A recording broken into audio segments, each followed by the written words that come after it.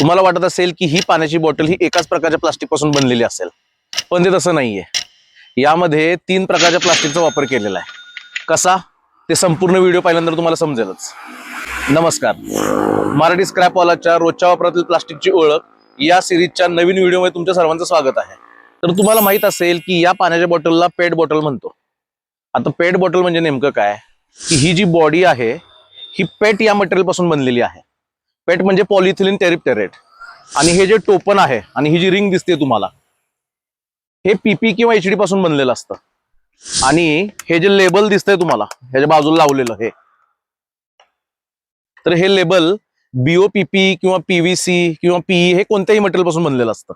आता जर बघायला गेलं या बॉटलचं, तर या बॉटलमध्ये ही बॉडी जी आहे ती पेटची, टोपण जे आहे ते एचडी पासून बनलेलं, आणि जे लेबल आहे ते बीओपीपी पासून बनलेलं आहे. म्हणजे एकाच पाण्याच्या बॉटलमध्ये 3 प्रकारचं प्लास्टिक वापरलेलं असतं. आणि ग्राइंडिंग करताना किंवा रिसायकल करताना हे तिन्ही देखील वेगवेगळं करायला लागतं. त्यामुळे मी दरवेळी सांगत असतो की सॉर्टिंग हीच प्लास्टिक रिसायकलिंगची खरी गुरुकिल्ली आहे. धन्यवाद.